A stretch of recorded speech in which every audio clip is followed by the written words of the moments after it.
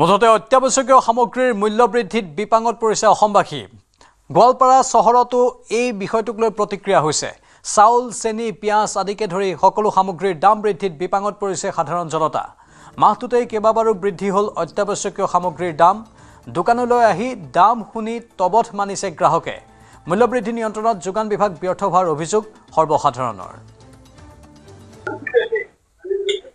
অত্যাৱশ্যকীয় সামগ্ৰীৰ মূল্য বৃদ্ধিৰ ফলত বিপাঙত পৰিছে সৰ্বসাধাৰণ ৰাইজ।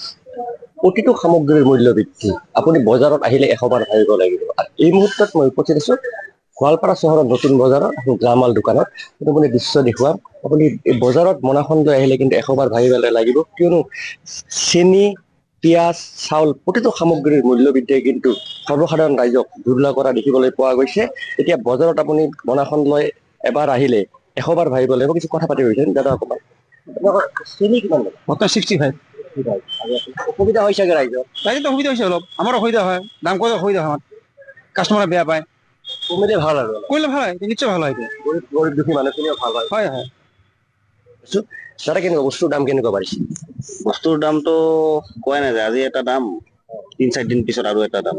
আজি কিবা এটা পাৰ্চেছ কৰি আনিলোঁ, নেক্সট সপ্তাহ যদি যাওঁ দাম ওপৰতে, তলতটো নাযায়। সেয়াই আৰু এয়া হৈছে পিঁয়াজ, চেনি, আপোনাৰ চাউলৰ দাম বাঢ়িছে। চাউলৰ দাম বাঢ়িছে। ৰাইজৰ অসুবিধা হৈছে। কি ক'ব এতিয়া, সেনেকে চলিব লাগিব আৰু চৰকাৰৰ ওপৰত চব। কমিলে ভাল হয় আৰু কমিলেতো ভাল, নিশ্চয় চবৰে কাৰণে। পুৰা কেনেকুৱা বস্তুৰ দাম কেনেকুৱা বাঢ়িছে? বৰ্তমান বস্তু দাম ইমূল বাঢ়ি গৈছে। মানুহৰ কাৰণে বিৰাট কষ্ট হৈ গৈছে, ৰাইজৰ কাৰণে।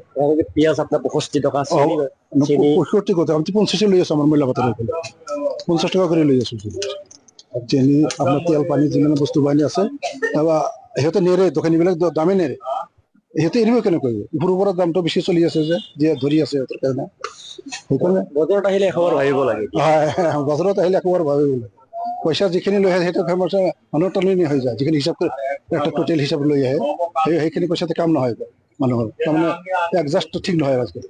কমিলে ভাল হয় অকণমান। হয়, কমিলে বহুত ভাল। কমিলে দুখীয়া মানুহৰ কাৰণে দুখীয়া মানুহৰ কাৰণে বহুত ভাল এইটো। বাইদেউ, অকণমান কেনেকুৱা বজাৰত দাম কেনেকুৱা? বস্তুৰ দাম কেনেকুৱা হৈছে? বস্তুৰ দাম কেনেকুৱা পালে? বস্তুৰ দাম জুই চাই, মানে কাষত যাবই নোৱাৰি। বজাৰত আহি ভয় লগা হৈছে। ভয় লগা হৈছে আৰু বজাৰত আহিব। পিঁয়াজ আপোনাৰ 65 টকা, হয়। চেনিৰ দামো বাঢ়িছে। হয়, বজাৰত আহিব নোৱাৰি।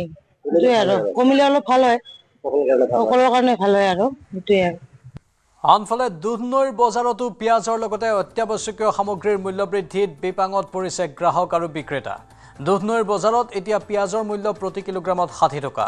বিগত মাত্ৰ 4 দিনতেই প্ৰতি কিলোগ্ৰাম পিঁয়াজত 10ৰ পৰা 15 টকাকৈ মূল্য বৃদ্ধি হৈছে। মূল্য বৃদ্ধিৰ প্ৰভাৱত বজাৰত গ্ৰাহকৰ উপস্থিতিও সেৰেঙা দেখা গৈছে।